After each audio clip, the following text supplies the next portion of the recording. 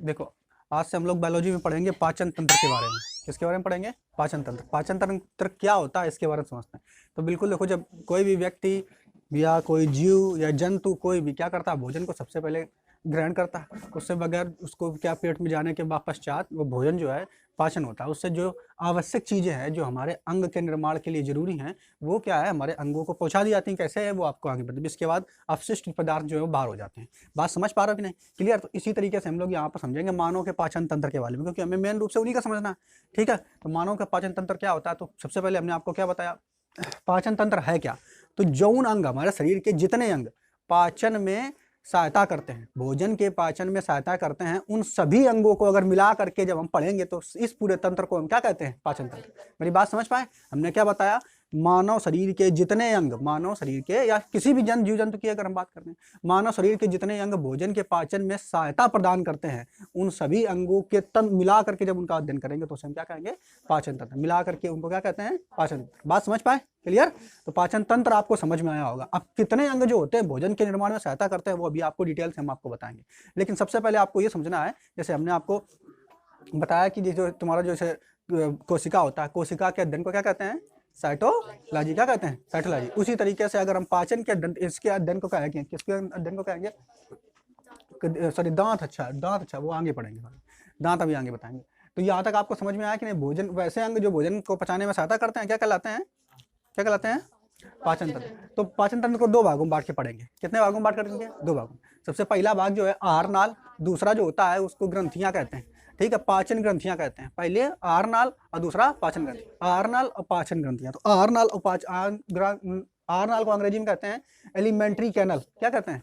Elementary canal. तो आहार नाल अंग्रेजी में एलिमेंट्री कैनल।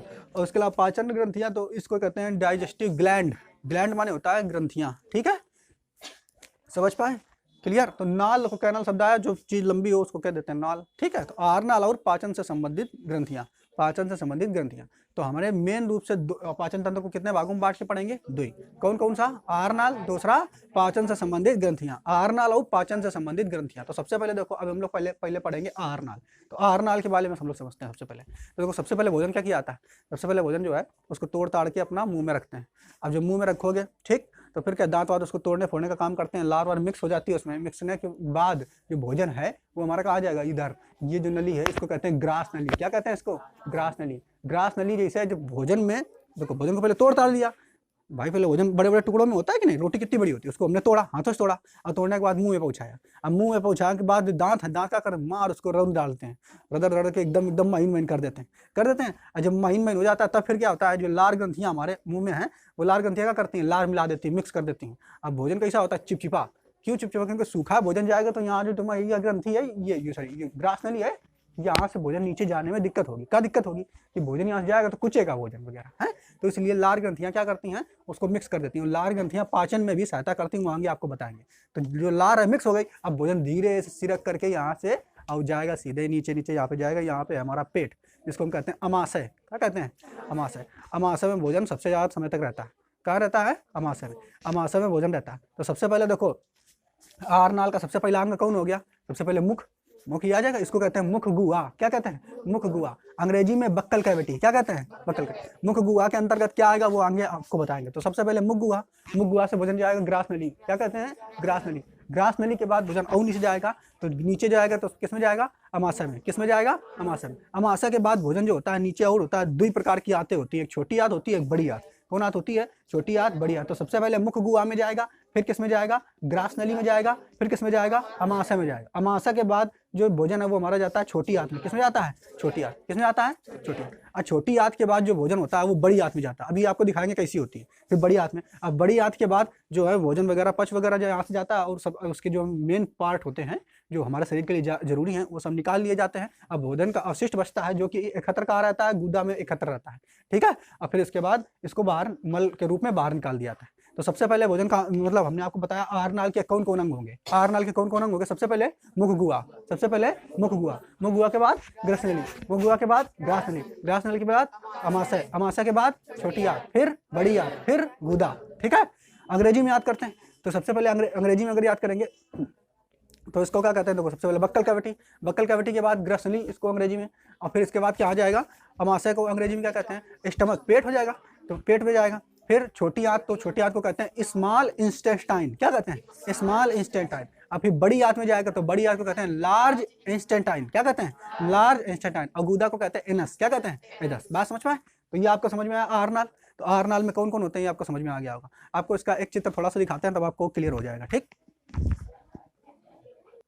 देखो यहाँ पर देखो, ये आदमी दिख रहा है, सबसे पहले मुंह से खाना खाएगा, इसके बाद ये ग्रसनी दिख रही है उसकी, दिख रही है, यहाँ से जाएगा एकदम, ये देखो पेट बना हुआ, पेट, ये इसी को कहते हैं अमाशय, स्टमक। अब अमाशय के बाद भोजन कहाँ जाएगा, छोटी आंत, कहाँ जाएगा, छोटी आंत। छोटी आंत कोमल, ये देखो दिख रही है वो लिवर, लिवर ऐसे तमाम अंदर तक दिखी है, ये दिख रही है ना, ये वाली, ये देखो ये बीच वाली, ये छोटी आंत। छोटी आंत के बाद जो ये दिख रहा है, ये मोटी मोटी ये वाली ऐसे ऐसे बनी, ऐसे ऐसी टेढ़ बकोड़ा है, भोजन इसमें जाएगा, ये होती है बड़ी आंत। अब कह दो ये बहुत लंबी होगी, बड़ी आंत कहना चाहिए, तो वो मोटी है इसीलिए उसको बड़ी आंत कह दिया है। ठीक है, ये वाली जो आंत दिख रही है ये कौन सी है, बड़ी आंत। बड़ी आंत के बाद यहाँ पे जो दिख रहा है छोटा सा, इसे कहते हैं गुदा वगैरह। ठीक है, बात समझ पा रहे हैं? तो भोजन यही वगैरह स्टार्ट मतलब स्टोर रहता है। ठीक, क्लियर? ठीक, तो समझ में आया कि नहीं। सबसे पहले ये कौन हो गया, मुख गुआ, मुख गुआ के बाद ग्रसनी, ग्रसनी के बाद अमाशय, अमाशय के बाद छोटी आंत, फिर बड़ी आंत, फिर गुदा। ठीक है, क्लियर? बात समझ पाए? अब अच्छा, इसके बाद आगे देखेंगे हम लोग पाचन ग्रंथियां। तो पाचन ग्रंथियां क्या होता है इसको समझते हैं। तो पाचन ग्रंथियां देखो क्या होता है, इसमें क्या होता है कि भोजन को पचाने के लिए कुछ ऐसा समझिए तरल पदार्थों की जरूरत होती है, जिनको हम एंजाइम वगैरह कह देते हैं। ठीक है, बात समझ पा रहे हो कि नहीं। तो एंजाइम जो है वो कहाँ कहाँ से मिलेंगे पहले समझिए। जब भोजन को खाया जाता है तो खाओगे, जब दांत तोड़ फोड़ देंगे उसको, मार रगड़ के एकदम कूच काच के एकदम माइन माइन कर देते हैं। अब कूच काच करने के बाद जब भोजन एकदम माइन होता है तो होता क्या है, हमारे यहाँ पे ग्लैंड 3 ग्लैंड होती हैं। कितनी होती हैं, 3। उनको हम लोग कहते हैं लार ग्रंथियाँ। क्या कहते हैं, लार ग्रंथियाँ, अंग्रेजी में सलाइवरी ग्लैंड, क्या कहते हैं, सलाइवरी ग्लैंड। तो लार ग्रंथियाँ कितनी होती हैं, 3। बात समझ पा रहे हैं, क्लियर? तो ये जो क्या करते हैं, यहाँ से लार का निकाल लेती हैं, भोजन को मिक्स कर देती हैं, मैं मिक्स कर देती हूँ, तभी भोजन कैसा हो जाता है, भोजन हो जाता है एकदम लिपलिपा हो जाता है, और इसी के द्वारा यहाँ से निकल करके चला जाएगा। अब यहाँ जब जाएगा अमाशय में, तो अमाशय में फिर एक ग्रंथियाँ होती हैं, अमाशय में जाएगा तो इसको कहते हैं जठर ग्रंथियाँ। क्या कहते हैं, जठर ग्रंथियाँ। तो सबसे पहले लार ग्रंथि यहाँ पे मिलाएगा, फिर जठर ग्रंथि। इसको जब पेट वक्त पढ़ाएंगे तब आपको बताएंगे किस तरीके से कार्य करेगा। फिर जठर ग्रंथि, जठर ग्रंथि के बाद फिर देखो लीवर होता है। लीवर हमने आपको दिखाया, आप इसमें देखो लीवर किनारे होता है लीवर, तो इससे भी तुम्हारा एंजाइम निकलते हैं। लीवर देख रहे हो, ये वाला ये दिख रहा है किनारे, देखो ये पेट के बगल में दिख रहा है, ये लीवर है। तो इससे भी रस वगैरह निकलते हैं भोजन को पचाने के लिए। लीवर के अलावा फिर क्या होता है, पेनक्रियाज, हिंदी में अग्नाशय। क्या होता है, अग्नाशय, इससे भी रस वगैरह निकलते हैं, तो वो सब आपको बताएंगे। तो कितनी हो गए पहले आप देखिए, पाचन ग्रंथियां कौन कौन होती हैं। सबसे पहले लार ग्रंथि, सबसे पहले लार ग्रंथि, फिर कौन होती है, जठर ग्रंथि, लार ग्रंथि, जठर ग्रंथि, फिर लीवर, लीवर के बाद फिर अग्नाशय। 4 हो गई। कितनी होती है पचाने के लिए ग्रंथियां, कितनी होती हैं, 4।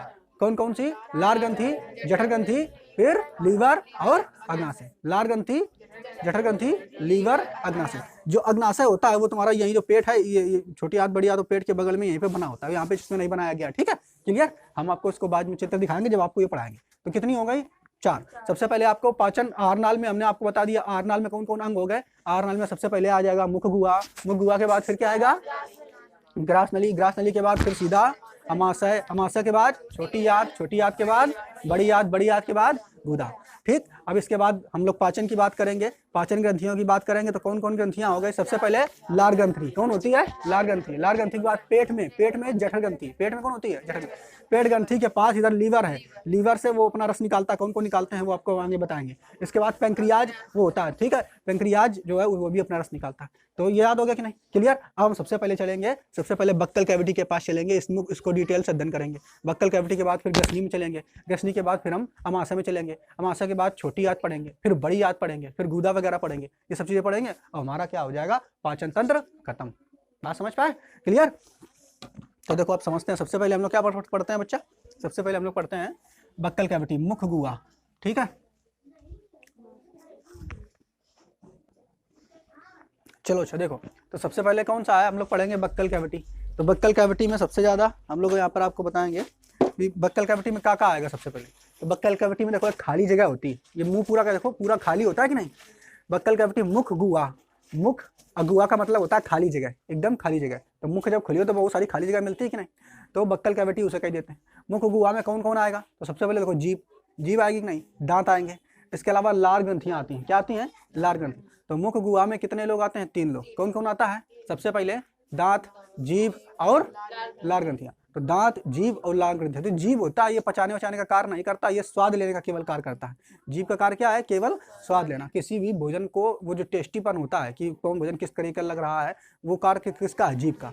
जीभ जो है वो तुम्हारे भोजन का स्वाद लेने का कार्य करता है, बाकी पचाने वचाने का काम इसका कुछ नहीं है। ठीक, बात समझ पाए? पचाने का काम सबसे पहले ये दांतों का, दांत मार तोड़ ताड़ के उखा कर देते हैं, एकदम महीन कर देते हैं। फिर ओके लार ग्रंथियां लार मिला देती हैं, अब वो एकदम एकदम लिबलिबा हो जाता है, जैसे वो नीचे जाएगा। लार ग्रंथियां में जो लार मिलती है, वो लार हम आपको आगे पढ़ाएंगे कि उसमें कौन कौन से एंजाइम पाए जाते हैं। ठीक, बात समझ पाए?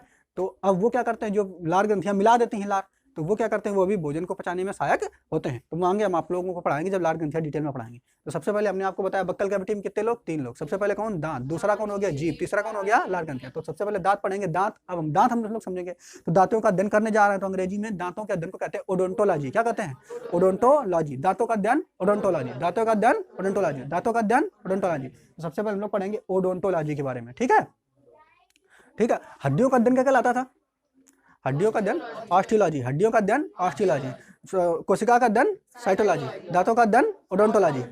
दांतों का अध्ययन क्या कहलाता है? ओडोंटोलॉजी। तो सबसे पहले हम दांतों का अध्ययन करेंगे। दांत जो बने होते हैं मुख्यतः काय से बने होते हैं? तो दांत एकदम देखो जो होता है कैल्शियम इसमें ज्यादा मात्रा में पाया जाता है। सबसे ज्यादा मात्रा में कौन है? कैल्शियम। तो अधिकतर मात्रा में कैल्शियम है। तो लेकिन कैल्शियम के इसमें जो यौगिक है उससे मिलकर के दांत बने होते हैं। तो कौन कौन यौगिक है जो जिससे दांत मिलकर के बने हैं? तो हमने आपको बताया, देखो हड्डियां काय से बनी होती है? Calcium phosphate. इसके अलावा कैल्शियम कार्बोनेट। कैल्शियम फास्फेट और कैल्शियम कार्बोनेट से हड्डियां मिलकर के बनी होती है। कैल्शियम फास्फेट जो होता है वो हड्डियों को जलाने वगैरह में कार्य करता है, जबकि कैल्शियम कार्बोनेट जो होता है वो हड्डियों को कठोरता प्रदान करता है। क्या करता है? कठोरता प्रदान करता है। ऐसे हमारे दांत अगर देखेंगे तो कैल्शियम फास्फेट से हमारे दांत, और साथ साथ इसमें क्या होता है? कैल्शियम फास्फेट होता है, कैल्शियम कार्बोनेट होता है, और उसके अलावा कैल्शियम क्लोराइड होता है। क्या होता है? Calcium chloride. तो तीन यौगिकों से, कैल्शियम के 3 यौगिकों से मिलकर के हमारे दांत बने हैं। कितने यौगिकों से? 3। कौन कौन सा? Calcium phosphate, calcium carbonate, calcium chloride. ठीक, 3 प्रकार के हो गए। सबसे पहले कैल्शियम फास्फेट सबसे ज्यादा मात्रा में पाया था, 85% कैल्शियम फास्फेट पाया था। कितने परसेंट? 85%। 10% में तुम्हारा कैल्शियम कार्बोनेट आ जाएगा, और 5% में तुम्हारा आ जाएगा कैल्शियम क्लोराइड। मेरी बात समझ पाए? ठीक है। तो इससे इन यौगिकों से दांत हमारे मिलकर के बने होते हैं। दांतों का जो मेन रंग है वो सफेद नहीं होता है। दांत का रंग जो होता है, आदमी ने पकड़ करके बिल्कुल सफेद कर देंगे। दांतों का जो मेन रंग होता है हल्का पीला होता है, बिल्कुल हल्का पीला। बात समझ पा रहे नहीं? बिल्कुल। हाँ, दांतों को बिल्कुल आप सफेद नहीं कर सकते हो। जो कहते हैं दांत निकाल के कोलगेट दिखाओ, एकदम चमका के सफेद दांत निकालो, है। तो दांतों का जो नेचुरल रंग होता है वो हल्का पीला होता है, बिल्कुल सफेद नहीं हो सकते हैं दांत। बात समझ पा रहे हो नहीं? क्लियर? ठीक है, चाहे जितना मंजन निकाल लो वो हल्के पीले ही रहते हैं। ठीक है, बात समझ पाए? तो दांतों को ये बात समझ में आई कि नहीं? इसके अलावा दांत जो होते हैं, मान लो दांत जो है सबसे ज्यादा हानिकारक जो तत्व है दांतों के लिए वो है फ्लोरीन। कौन सा है? फ्लोरीन। सबसे ज्यादा हानिकारक तत्व कौन सा है? फ्लोरीन। फ्लोरीन गैस के रूप में हो या किसी भी यौगिक के रूप में अगर दांतों को मिलता है तो दांतों को कर देता है, क्षरण कर देता है। दांतों को क्षरण कर देता है, मतलब दांतों की ऊपरी परत को जो है खराब करने लगता है। बात समझ पाए कि नहीं? क्लियर? ज्यादा मीठा खाओगे तो ज्यादा मीठा खाने पर दांतों में कैविटी हो जाती है। कैविटी का मतलब होता है खोखलापन हो जाता है, दांतों में कीड़ा वीड़ा घुस जाता है वहां पर। बात समझ पा रहे कि नहीं? जो ज्यादा मीठा लोग खाते हैं, जैसे बच्चे लोग होते हैं ज्यादा मीठा खाते हैं, चॉकलेट एकदम मार एकदम आइचे रहेंगे एकदम कायदे से। और जब ज्यादा आइचे रहेंगे तो ऊपरी वाली जो परत है वहां से कैविटी होना शुरू हो जाते हैं, और दांत उनके देखो एकदम खोखलापन उनमें हो जाता है। उसको अंग्रेजी में हम लोग कैविटी कहते हैं, हिंदी में खोड़ला कुछ बोलते हैं उसको। ठीक है, क्लियर? बात समझ पा रहे कि नहीं?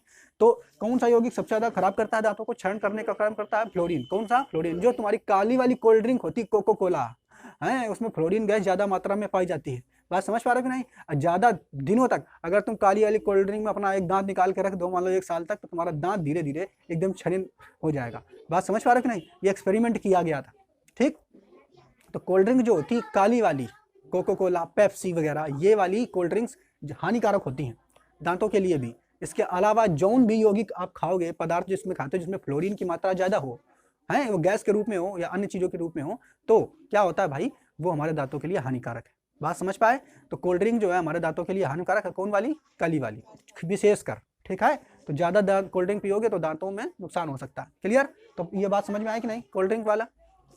इसके अलावा और देखो आप लोग, दांतों के मेन रूप से जो परतें होती हैं, अगर दांतों की बनावट की बात करें तो मेन रूप से 2 प्रकार की, मतलब बनावट की यानी परतों की बात करें, कितनी लेयर्स होती हैं। तो सबसे ऊपर वाली जो लेयर होती है, ये वाली जिसको हम चमकाते हैं, मार ब्रश करके रोज सुबह एकदम, है, कोलगेट वाले का दांत चमकाओ और 16 घंटा तक एकदम बेहतरीन फ्रेश रखो दांत, है, कोलगेट वाले। अब इतने गधा है कि 16 घंटे तक फ्रेश नहीं है, जब आदमी सोता है तभी दांत गंदे होते हैं, और जब तक जगता है वो दांत गंदे नहीं होंगे। है, काहे नहीं होते हैं ये आपको अभी आगे बताएं। ठीक, जब तक जग रहा होगा तब तक एक बार आप कोलगेट कर लो या किसी धतूर से साफ कर लो दांत अपन। जब तक आप जगोगे तब तक दांत आपके गंदे नहीं होंगे। जो ऊपर ऊपर पीली परत पड़ जाती है ना, वो नहीं पड़ेगी, लेकिन जब आप सो के उठोगे तब वो मिलेगा। ऐसा क्यों, वो आगे आपको बताएंगे, ठीक है। ठीक, आगे तो यहाँ पर इसको देखो, तो मानव में दांतों की दो परतें पाई जाती हैं। सबसे ऊपरी वाली जो परत होती है, ऊपरी वाली, उसको कहते हैं इनामेल। जो ऊपरी परत दिखाई दे रही है, ये बहुत मजबूत होती है, कठोर होती है, ऊपरी परत इनामेल। बात समझ, कभी कभी हल्का सा दांत चिटक जाता है, सब मेरा यहाँ पे चिटक गया, तो वो कौन सी परत निकली, इनामेल। कौन सी निकली है, इनामेल। सबसे ऊपरी परत इनामेल, उसके नीचे जस्ट नीचे होती है डेंटाइन। सबसे ऊपरी परत होती है इनामेल, बड़ी कठोर होती है ये परत, यही दांतों को मेन रूप से रक्षा करती है। कौन वाली परत, इनामेल। सबसे ऊपर वाली जो परत होती है वो सबसे कठोर होती है और दांतों की रक्षा करने का कार्य इसी परत का होता है। बात समझ पा रहे हैं। इसके नीचे होती है डेंटाइन। कौन होती है, डेंटाइन।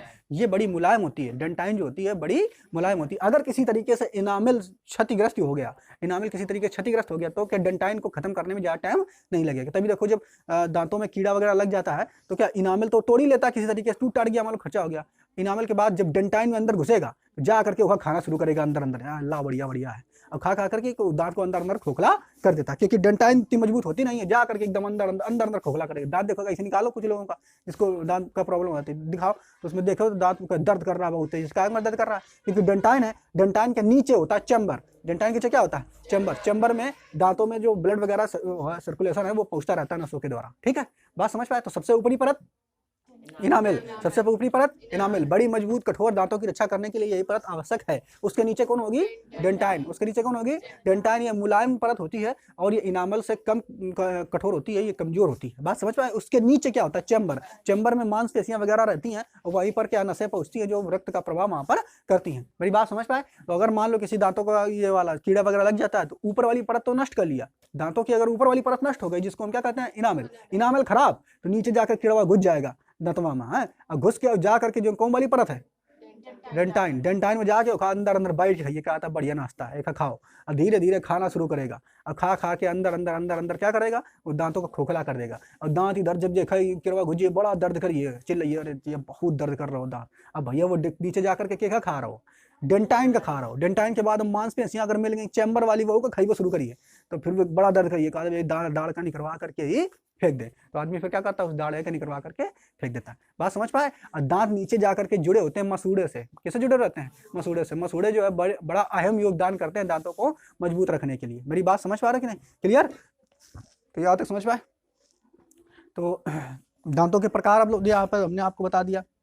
देखो यहाँ पर बता दिया हमने, क्या बता दिया भाई, सबसे कठोर परत कौन होती है, इनामेल। ये कैल्शियम फास्फेट की बनी होती है, दांतों की रक्षा करती है, ये भी बता दिया। आंतरिक परत कौन है, डेंटाइन। डेंटाइन बड़ी मुलायम होती है। डेंटाइन कैसी होती है, मुलायम होती है, ठीक है। इसका भी चित्र आपको दिखा देते हैं। देखो यहाँ पर ये चित्र दिख रहा है ना, ये देखो ऊपर वाली जो परत है इनामेल है, जगह सफेद रखने का प्रयास करते हो, लेकिन ये बिल्कुल सफेद नहीं होती है, हल्की पीली रहती। इसके बाद इनामल के जस्ट नीचे ये दिख रही ना, ये वाली पीली पीली ऐसे लाइन लाइन खींची है, ये तुम्हारी कौन हो गई, डेंटाइन। कौन हो गई, डेंटाइन। डेंटाइन के नीचे जो पूरी दिख रही है जिसमें नसें वसे गई हैं, ये चैम्बर है। क्या है, चैम्बर। और यहीं से ब्लड का सर्कुलेशन यहाँ पर होता रहता है। इसके अलावा किनारे किनारे आपको दिख रही होगा, ये सब तुम्हारे क्या है, गम। क्या है, मसूड़े। क्या है, मसूड़े, जो दांत को बांध करके रखे हुए हैं। इसी के जब गम कमजोर हो जाते हैं, मसूड़े कमजोर हो जाते हैं, दांत हिलना शुरू हो जाता है। मेरी बात समझ पा रहे कि नहीं। ये मसूड़ों को, इसमें क्या होता है, एक रोग होता है, तो मसूड़ों को खाना शुरू कर देते हैं कीड़े, मसूड़ों को खराब करना शुरू कर देते हैं। बात समझ पा रहे कि नहीं। दांतों का एक रोग होता है, और कुछ जो होता है वो दांतों को खोखला करके खाना शुरू कर देते हैं, ठीक है। बात समझ पा रहे। दांतों को पहले ऊपर वाली परत तोड़ेंगे इनामेल को, जाकर डेंटाइन को, तो खाना बड़ा आसान है, ठीक। तो ये स्ट्रक्चर होता है पूरा आपका, क्लियर। बात समझ पा रहे कि नहीं। अब यहाँ पर देखो, दांत पूरे जीवन काल में, अब ये देखो दांत कितने प्रकार के होते हैं, तो पहले 2 प्रकार के दांत होते हैं। आदमी के जीवन में 2 बार दांत आते हैं। कितने बार आते हैं, जब बच्चा जन्म लेता है तब पहली बार जो दांत आते हैं उनको हम क्या कहते हैं, दूध के दांत। क्या कह देते हैं, दूध के दांत। और जब जो परमानेंटली दांत हो जाते हैं वो कौन होते हैं, वो तो परमानेंटली दांत है। तो जो दूध के दांत होते हैं वो वास्तविक रूप से जब आते हैं आदमी के व बच्चे के, वो कितने होते हैं, केवल 20 रहते हैं, वो 32 नहीं रहते हैं। दूध के दांत केवल कितने होते हैं, 20 से निकलते हैं वो, हैं 20 से कम निकलेंगे, ज़्यादा नहीं निकलेंगे। तो दूध के दांत मेन रूप से कितने मानेंगे हैं, 20। तो दूध के दांत जो टूटेंगे, और टूट करके उन 20 की जगह फिर परमानेंटली वाले दांत आएंगे। कौन वाले आएंगे, परमानेंटली वाले। तो जो परमानेंटली वाले दांत आएंगे तो उस जगह 2 बार काउंट होगा कि नहीं, आगा कि नहीं। और क्या अलावा, जो दूध के अलावा एक बार जीवन काल में आते हैं, वो मतलब स्थायी रूप से एक ही बार रहते हैं, वो अगर टूट गए तो फिर काम खत्म है, तो दोबारा फिर नहीं आएंगे। तो जो 2 बार आते हैं पूरे जीवन काल में, उसको बोलते हैं डायोडेंट, क्या बोलते हैं? मोनोडायोडेंट है। और जो एक, 2 बार बोल रहे हैं, जो एक बार आता है उसको बोलते हैं मोनोडायोडेंट, और जो 2 बार आते हैं उसको बोलते हैं डाइडायोडेंट। क्या बोलते हैं? डाइडायोडेंट। ठीक है, क्या बोलते हैं? देखो, जो एक बार आएगा मोनो, गड़बड़ बोल दिया, ये 2 बार जो आता है मोनोफ्यूडेंट होता है, सॉरी गड़बड़ बोल दिया, मोनोफ्यूडेंट है। और जो एक बार आता है उसको बोलते हैं डाइफ्यूडेंट। ठीक, जो एक बार आएगा उसको क्या बोलते हैं? मोनो। एक बार आएगा, मोनो मतलब होता है एक, मोनो मतलब क्या होता है? एक। जो एक बार आएगा जीवन काल में, पूरे जीवन काल में जो एक बार आते हैं वो क्या होते हैं? मोनोफ्यूडेंट। क्या बोलते हैं? मोनोफ्यूडेंट। जो 2 बार आते हैं उसको क्या बोलते हैं? डाइफ्यूडेंट। 2 बार आते हैं डाइफ्यूडेंट। तो डाइफ्यूडेंट कौन वाले आएंगे? दूध के दांत। कौन वाले आएंगे? दूध के दांत। तो दूध के दांत को अंग्रेजी में क्या कहते हैं? डाइफ्यूडेंट। क्या कहते हैं? डाइफ्यूडेंट। डाइफ्यूडेंट की संख्या कितनी होती है? 20। बच्चा जब छोटा होता है तो दूध के बाद निकलते हैं, फिर उसके बाद जब वो कैसा होने लगता है, उसकी बाल अवस्था खत्म होने लगती है, किशोर अवस्था आने शुरू हो जाती है। किशोर अवस्था 14 के बाद वाली जो अवस्था होती है वो किशोर अवस्था होती है। तो दांत टूटना शुरू हो जाते हैं। तो देखो इधर टूटा दिया, कहते हैं टूट गया, कह दो बेटा तुम 22 बड़ा आ गए हो, दांत टूट गए। और वो दांत निकाल के बड़ा खुश होता है, पहले 4-5 दिन हलाओ ऐसे ही से, हिलिए हल्का हल्का। और फिर कुछ लड़का का जीप से ऐसे एक ठेलो गरम है हम लोग उधर ठेला था, और फिर दांत पकड़ के टूट गया, तो कुछ का चुईया के बिल में डाल दो का चुईया के बिल में डाल दो, तो दांत छोट छोट निकली है एकदम, चुईया के नाम महीन महीन है, बड़ी बढ़िया बत्ती सी बनी। और अगर वही दांत उठा के तुम का, पहले गाँव में छपरा होता रहा, छपरा मतलब जानो तो आजकल नहीं होते गाँव में, आई छपरा बने होता है। तो हम लोग छोट छोट रहा तब छपरा परा गाँव में आते हैं हमारे आसपास में, तो हम अपन दांत पकड़ के दार दिन छपरा में, उन्होंने कहा जो का करियो, कहाँ छपरा में फेंकिया, कहा तुम्हारा छपरा ही नहीं करिए इतने बड़े बड़े गाँव में कहावत है। तो अगर चुईया के बिल में डालोगे, पुरानी कहावतें हैं, वैसा नहीं है कि वो अपने हिसाब से निकलते हैं। और कोनो कोनो का तो ऐसे ऊपर से निकल आवे, एक स्ट्रक्चर है उनका बदल जाए पूरा, ये वाला स्ट्रक्चर इधर और कहा वैसे टूटने के बाद वो, मान कभी कभी ऐसा होता है बच्चों को कि मान लो ये वाला जो दूध वाला है वो टूट नहीं पा रहा, उससे पहले दूसरा निकलने लगा उस जगह पर, वन टूट नहीं पाओ तो ऊपर का निकल रहा ले ऐसे निकल जाएगा बात समझ पा रहे हैं? तो जो 2 बार दांत निकले उसको क्या क्या कहेंगे? डाइफ्यूडेंट, यानी दूध के दांत। बच्चों में कितने होते हैं? 20। बच्चों में कितने होते हैं? 20। और जो एक बार पूरे जीवन काल में निकले तो कितने हो गए? उससे क्या कहते हैं? मोनोफ्यूडेंट। जीवन काल में एक ही बार वो निकलते हैं और वो स्थिर रहते हैं, एक बार निकलेंगे उसके बाद दोबारा अगर टूट गए वो फिर टूट ही जाएंगे, फिर उसके बाद नहीं निकल सकते। बात समझ पाए? अब तो आदमी का बड़ू लोग अपने बढ़िया बढ़िया दांत लगवा लेते हैं, एकदम सफेद बत्ती सी, सब टूट गए तो बढ़िया बत्ती सी बनवाते हैं, रात में निकाल के धर देते से धो धा के, रात में खुबला रही हैं। अब सवेरे जैसे उठे देखी ना, सबको देखो ना तुरंत लगा लेंगे, ये लग गई बढ़िया।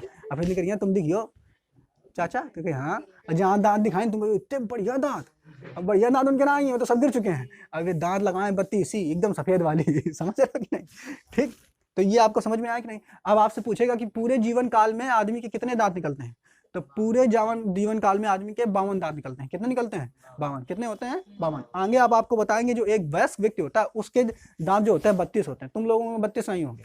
बात समझ पा रहे नहीं? 28 रहते हैं। कितने रहते हैं? 28। सबसे लास्ट वाले दांत जो होते हैं, एक इधर एक इधर एक इधर एक इधर एक इधर इधर, उनको बोलते हैं थर्ड मोलर। क्या कहते हैं? थर्ड मोलर, अंग्रेजी में कहते हैं थर्ड मोलर। थर्ड मोलर जो दांत है वो लगभग, जो हिंदी में उसको कहते हैं अकल दाढ़। क्या कहते हैं? अकल दाढ़। तो अकल दाढ़ वो लगभग निकली थी 24 साल के बाद। अब हमारी एज में हमारी इधर वाली निकल रही है, हम 24 से ऊपर हो गए, 25 में चल रहे हैं, ठीक है, तो इधर निकल रही है इस तरफ है, तो एक निकल रही है अभी, वो धीरे धीरे निकलती है, ऐसा ना अचानक निकल आवा, अचानक से धीरे धीरे निकलेगी, और निकलेगी तो एकदम चीड़ फाड़ के निकलेगी मांसपेशियों का, मार एकदम खूब दर्द करता है, लेकिन हमारे दर्द नहीं करती, धीरे धीरे निकल लो, और इधर भी निकलिए, फिर इधर निकलिए, फिर इधर निकलिए, कोनो कोनो तो निकलती ही नहीं है। तो उसको अकल दाढ़ी से लिए कहते हैं, क्योंकि जनरली 24 साल का जब व्यक्ति हो जाएगा तो थोड़ा अकल बुद्धिमान होगा, बेवकूफ़ी वाली बातें नहीं करेगा, इसीलिए आदमी बुजुर्ग लोगों ने रख दिया कि 24 साल का जब व्यक्ति हो रहा है तो दांत निकल रहा, तो एक मतलब अब अकल आ गई। तो ये एक मतलब यूँ नहीं कि अगर देखे अकल दाढ़ नहीं निकलेगा, अकल है ना ही कुछ लोगों के तो कि तुम्हारा अकल दाढ़ नहीं, कहा ना यार हमारा ही नहीं, तो मतलब हमें बुढ़ापा तक अकल नहीं है ऐसा नहीं होता है, कुछ लोगों को निकलती है, कुछ लोगों का बहुत जल्दी निकला है, कुछ खास विशेष व्यक्ति होते हैं उनका बहुत जल्दी निकला है, और कुछ लोगों को 24 साल, मेनता ये है 24 साल के बाद, यानी 23-24 साल के बीच में ही निकलती हैं दाढ़ें, ठीक है। और किसी किसी को तो इतना दर्द करती है जब निकल गई तो मार वो चिल्लाइए हाय दैया तौबा है, बहुत तेज दर्द करती है जब वो निकलती है अकल दाढ़, कुछ काम ही नहीं करने देगी तुम्हें, 2 महीना में निकलेगी कम से कम, ठीक है, बात समझ पा रहे हो नहीं? तो वो सब छोड़ो, अब बाकी किसी किसी को नहीं निकलेगी तो नहीं निकलेगी, तो बेहद अच्छी बात है, ना निकले 28 रहेंगे, जब अकल दाढ़ निकल आएगी तब टोटल मिला करके कितने दांत होंगे? 32। वरना कितने रहते हैं? 28। लेकिन बच्चों में कितने रहते हैं तो वो आगे आपको बताएंगे, ठीक। अब कल हम दांतों के पूरे प्रकार पढ़ेंगे, कौन कौन कितने प्रकार होते हैं, ये आगे वाले दांतों का कहते हैं, ये जो बी रेस निकली है का कहते हैं, पीछे वाले दांतों को क्या कहते हैं, और पीछे वाले दांतों का कहते हैं, ये सब कल हम लोग जानेंगे, ठीक है, बात समझ पाए? तो आज के लिए इतना ही।